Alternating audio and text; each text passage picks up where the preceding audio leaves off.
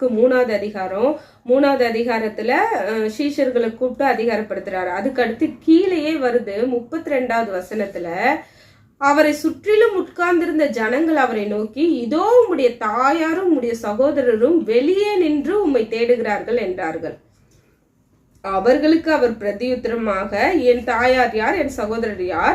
34வது வசனம், தம்மை சூழ உட்கார்ந்திருக்கிறவர்களை சுற்றி பார்த்து, இதோ என் தாயும் என் சகோதரரும் இவர்களே. என்னன்னா, தேவனுடைய சித்தத்தின்படி செய்கிறவன் எவனோ அவனே எனக்கு சகோதரனும் எனக்கு சகோதரியும் எனக்கு தாயுமாய் இருக்கிறான்.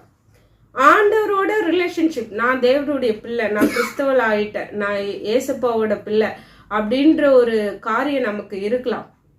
ஆனா அந்த இடத்துல நம்ம எங்க இருக்கிறோம் அப்படின்றது ரொம்ப முக்கியம்.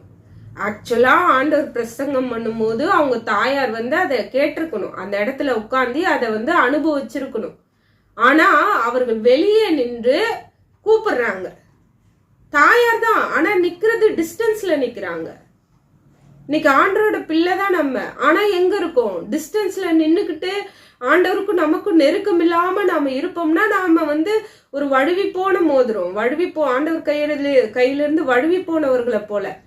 ஆண்டவர் சொல்றாரு, என்னோட தாயார் என்னோட சகோதரர்கள் யார்னா என்னோட நெருக்கத்தில் உள்ளவர்கள்.